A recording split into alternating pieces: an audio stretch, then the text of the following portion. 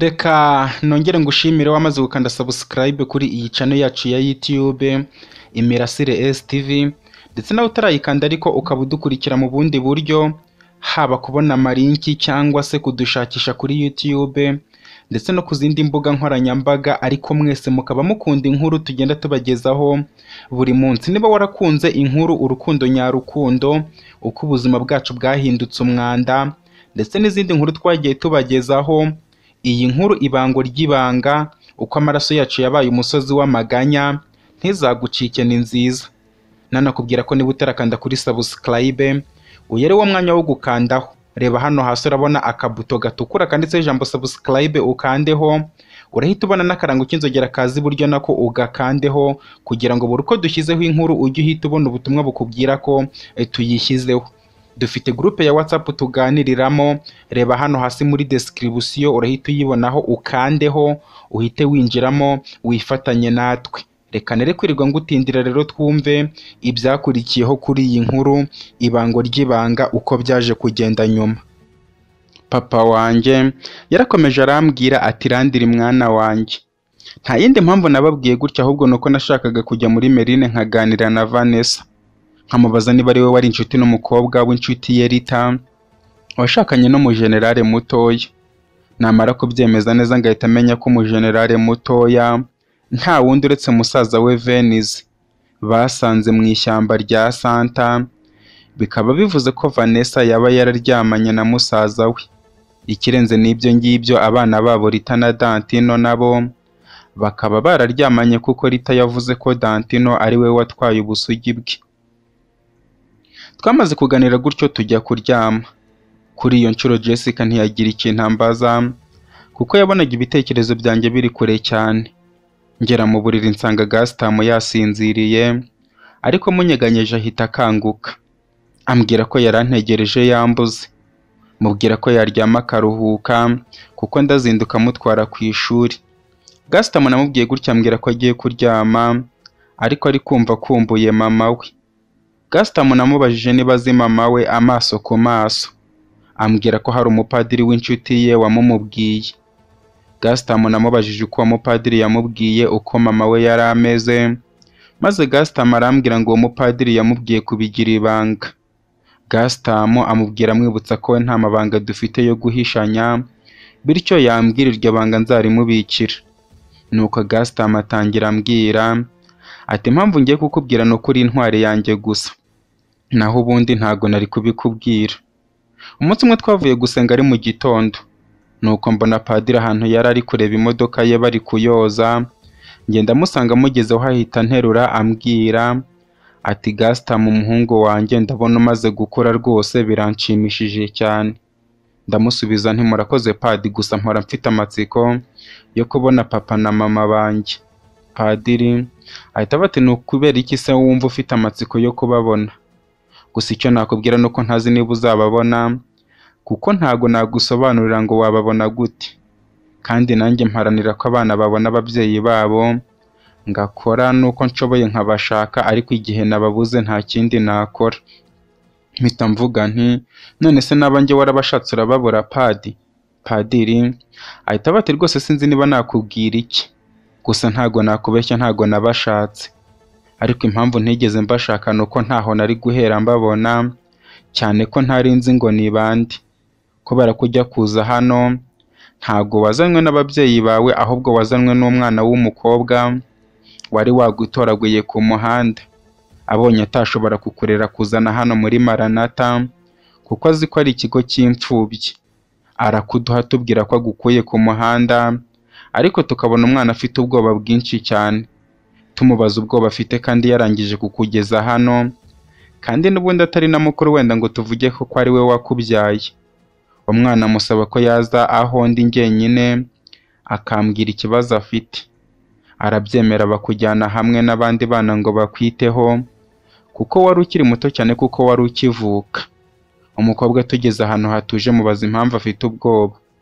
Antakambira nyinginga ambwira ko ngomba kukurinda, kubera ko uramutse upfuye mama we wawe ari we yazashyiraho amakosa yose.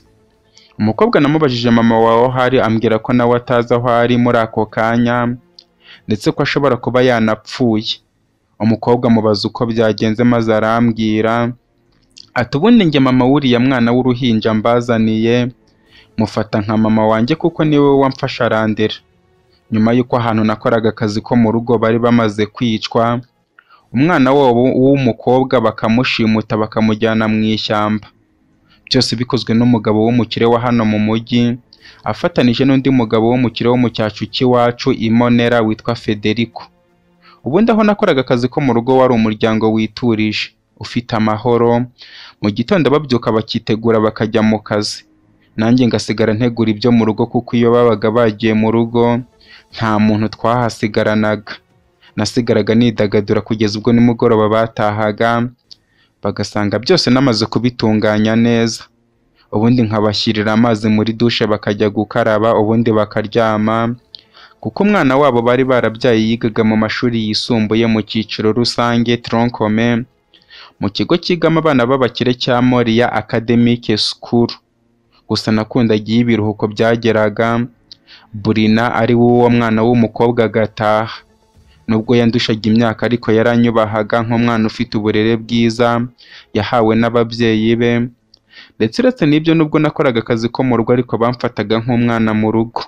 Ndetse Burina na mama we baranyinginze ngo njye kwiga ariko nkabyanga kuko byari byarananiye, akaba ari nayo mpamvu nagiye gushaka akazi ko mu rugo ngo nibonere amafaranga yo gufasha umukecuru wanjye wari murwaye ngomba kumwitaho no kumugaburira, kuko papa na mama bari baramunsigiye ngo andere bagenda buheri buheri.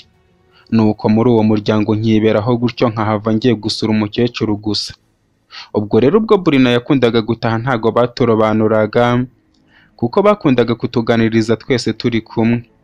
Akaba ariho njye na Burina twamenye ko hari umugabo wari inshuti na papa wa Burina cyane wo mu mujyi wa Kent wapfuye. Bari bafitanye ubushuti budasanzwe ndetse bakorana n'imishinga myinshi y'ubwubatsi bw'amahoteli, ariko abagabo bishe uwo mugabo bakaba baribye amafaranga ye yose.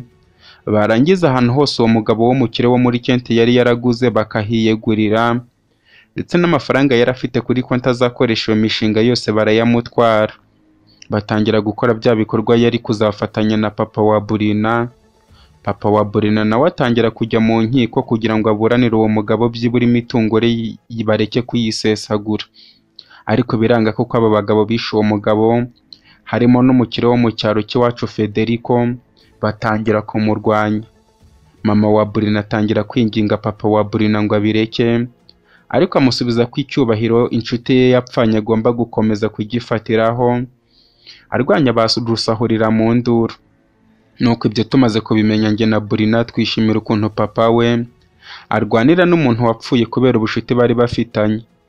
Uko iminsi yakomeje kwicuma niko twari twibereyeho gutyo, ndetse igihe cy'ikiruhuko kiza kugera kuri Burina, ariko biba ikiruhuko kibi cyane kuko Federico umukire wo mu cyaro cyacu yatangiye kugeza mu rugo agakanga papa wa Burina amubwira ko nakomeza kubatesha umutwe we na chairman bazamurimbura. Ikindi kandi nibarangiza kubaka hoteli bari barimo kubaka, Federico azahita aba chairman wabo. Papa wa Burina amubwira ko ibyo atazatuma bibaho kuko ntabwo agihumeka umwuka w'abazima. Ibyo inshuti ye yaruhiye kuva kera n'umuryango we byaribwa n'abatarabiruhiye, ahubwo bakabimenera amaraso ngo abyemere. Nuko Federico abwira papa wa Burina ko iyo ari gasopo ya nyuma muhaye, ko nibagaruka azaba baje kumukura mu nzira. Kuva uwo munsi urugo rwose rwatangiye kuba mu bwoba, koko nk'uko bari babivuze biza kuba, kuko umugoroba umwe njye na Burina twavuye mu isoko guhaha ibyo kurya mama Burina yari yadutumye. Tugeze mu rugo dusanga bahateye, papa na mama Burina bose babishe. Ubundi bahita batubana ndetse na Federico yari ahari, ahita ategeka abasore be ko badufata, ababwira cyane cyane ko bagomba gufata Burina. Baramufata njye bambwira ko banjugunya hanze y'igipangu. Bigenda gutyo hashize akanya mbona imodoka zaho zisohotse mu gipangu, nanjye ndazikurikira kuko nari mfite n'amafaranga twari tuvanye ku isoko ngenda nkurikiye kuri moto. Mbwira umumotari ko ndamwishyura kugeza ubwo twagiye urugendo runini tukagera ahantu mu ishyamba. Nkabona Federico avanye Burina mu modoka amuboshya amaguru n'amaboko ndetse yanamupfutse n'amaso, amuhereza abagabo wagira ngo ni inyamaswa, ubundi abaha n'amafaranga arigendera. Nanjye mbona ko ntashobora kujya muri abo bagabo kuko nzi neza ko Burina bagiye kumwica. Mpita nsaba umumotari kungarura mu rugo. Motari abanza kumbwira ngo ndashaka kumwambura bityo mbanze mwishyure. Amafaranga ndayamuha ubundi abona kunyizera angeza mu rugo. Nageze mu rugo ubundi mbura icyo gukora ariko mbona telefone ya mama Burina. Mpamagara umugore wakundaga kuza kumusura mubwira uko byagenze. Umugore ambwira kwihangana nkaza kugumana nabo, ko nabona uko acika umugabo we arahita aza kundeba. Namubajije impamvu ashaka gucika umugabo we. Umugore ambwira ko atari ibintu ngomba kumenya, bityo nihangane nguma aho ngaho, ejo azaza kundeba umugabo namara kujya mu kazi. Mubwira ko nta kibazo ariko ndi kumva mfite ubwoba. Umugore ambwira ko ntagomba kugira ubwoba kubera ko umuntu wabikoze aramuzi. Nahise mubwira ko mu bantu bari barimo harimo na Federico. Umugore ambwira ko amuzi kandi niwe mugabo we yavugaga, bityo ashaka kuhaza Federico atabizi kuko yamwica nawe. Nahise ntungurwa cyane mubaza niba Federico afite abagore babiri, kubera ko nta muntu utari uzi umugore wa Federico witwa Dorothea w'umwirasi. Uwo mugore Norita ambwira ko ibyo ntagomba kubitekerezaho, ahubwo ahita ansezera ambwira ko ngomba gufunga inzu neza, kubera ko adashaka ko polisi bimenya bakahaza atarahagera kandi hari icyo ashaka gukora. Ubwo Norita naramwumviye ubundi mfunga inzu neza, maze nicara muri salo ariko gukora kuri papa na mama Burina birananira neza, ariko mu buryo bwo kwirinda gukomeza kubareba mbashyiraho amashuka ubundi nsinzirira mu ntebe. Nongera gukanguka numvise telefone ya mama Burina isonye, mu kureba mbona ni Norita umpamagaye ambwira gufungura igipangu. Mpita nsohoka vuba vuba ndafungura, maze gufungura arinjira turongera turafunga, nuko areba uko bimeze byose ubundi anyicara iruhande. Ambwira ko byarangiye icyo tugiye gukora ari ukuva aho ngaho tukagenda, ubundi akaza guhamagara polisi ikahagera bagapima byose bagasanga ari Federico wabikoze bakamufunga. Norita namubajije impamvu ashaka gufungisha Federico. Ambwira ko impamvu Federico agomba gufungwa nyine ari uko yakoze ibyaha. Mubwira ko atari we wabikoze kuko yari ari kumwe n'abasore be. Norita ambwira ko nibafata abasore be barahita bamuvuga nawe bakamufunga. Ansaba gufata ibintu byanjye tukava aho ngaho. Namubajije ahantu ndajya ambwira ko ngomba kujya iwacu kuko umukecuru wanjye arankeneye. Numva nibyo ambwira kugumana telefone ya mama Burina tukajya tuvugana, ariko sinzitaba indi nimero itari iye. Ubwo twaratandukanye, mubaza we aho agiye. Ambwira ko asubiye mu rugo kwa Federico. Mubaza impamvu aba kwa Federico kandi abizi ko ari umugome, yewe nta n'umuntu utamuzi mu cyaro cyacu. Maze Norita arandeba maze arambwira ati mukobwa muto Dina, ubundi iteka urukundo hari igihe rudukoresha ibyo tutagakwiye gukora, ndetse akenshi rukanatubabaza rukanaduhemukira mu buryo bw'umubiri ndetse n'umutima. Nanjye impamvu mbayeho nk'imbohe ya Federico ni urukundo nakunze murumuna wanjye Dorothea, umugore nyawe wa Federico, ariko urwo rukundo rukaba rwarambujije amahoro yanjye ndetse n'ubwisanzure bwanjye. Kugeza ubu n'ubu habura igihe gito cyane kugira ngo ntange igitambo cy'ubuzima bwanjye kubera urwo rukundo. Ushobora kwibaza ngo byagenze gute? Ubundi wacu navukanye na murumuna wanjye Dorothea, ariko murumuna wanjye avuka afite uburwayi bwo kuba atuzuye mu mutwe, ku buryo mu gukora kwe yaciraga inkonda ndetse adashobora no kuvuga neza ngo amagambo asohoke. Ibirenze ibyo no kurya akarya byose bisohoka mu kanwa, bitewe no kuba atabasha yafunga umunwa ngo ahekenye ibyo yahashyize. Ibyo bituma ababyeyi bacu bamunena cyane, ku buryo mama ari we warose amukuye ku ibere bimwe bita gucutsa. Nuko kuva icyo gihe mama atangira kunena murumuna wanjye Dorothea, ndetse na papa babuko nguko bagahora banicuza impamvu babyaye umwana umeze gutyo, kuko yabasebyaga mu bandi bantu. Ibyo bigatuma njye mukuru ari we njye umwitaho cyane, ndetse kuko Dorothea atigeze agirirwa urukundo n'ababyeyi bacu byatumye rwose arunyimuriraho ankunda nka papa na mama be, kugeza ubwo ari njye yahamagaraga mama nubwo atarazi kuvuga neza. Nanjye umutima uragenda uramfata neza ku buryo namukunze urukundo ruruta urwo nakundaga papa na mama bitewe n'uko bari baranze kumwitaho. Ibyo bituma papa na mama bashaka uko batwirukana mu nzu, badushakira inzu yo kubamo njye na murumuna wanjye. Bariyemeza barayigura ariko kugira ngo babyare undi mwana muzima atari kumwe n'uwo bitaga ikigoryi ari we Doroteya. Ariko kuko nagombaga kujyana nawe birumvikana nta wundi wari kwemera kumurera ngo amwiteho nkuko mwitaho baduha byose, ariko tubura urukundo rwabo. Nanjye ubwo twageze muri iyo nzu nkajya mwitaho, bigasaba ko mpora mwuhagira, muhindurira imyenda, mumesera ibintu byose.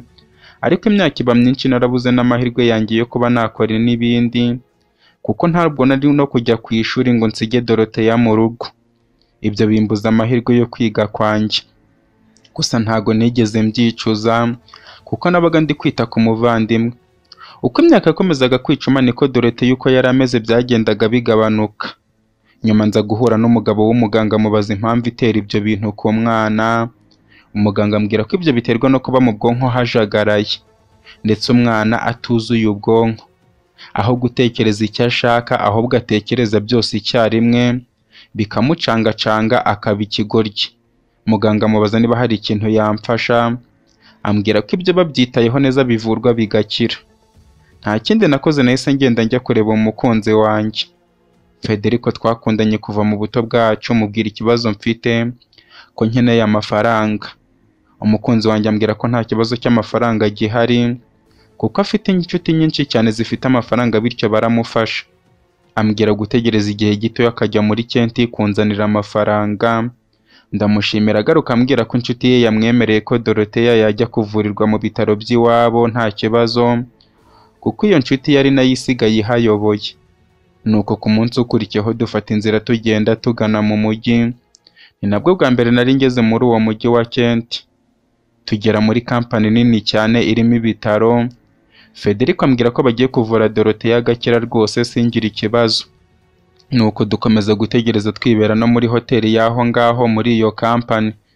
Nyuma y'ukwezi kumwe Doroteya umuganga yari amaze kumuvura arakira neza, ndetse mu kumureba mbona umukobwa ameze neza. Tugihura amaze gukira mpobera mpamagara mama na papa, mpita numva ko na nyuma yo gukira akinyibuka. Umuganga aduha imiti tuzajya tumuha mu gihe kingana n'ukwezi. Ubundi njye na Doroteya dusubira mu rugo, ndetse Federico atangira kutuba hafi cyane. Uko iminsi yakomezaga kwicuma niko twagumye mu nzu bari baratuguriye. Ariko nabwira Doroteya ngo tujye mu rugo akambwira ko atabana n'ababyeyi na papa na mama, kandi batari no kumukora n'ibyo njye namukoreye. Nanjye mpitamo kwibanira na Doroteya, ariko nkajya njya mu rugo nkababwira uko bameze.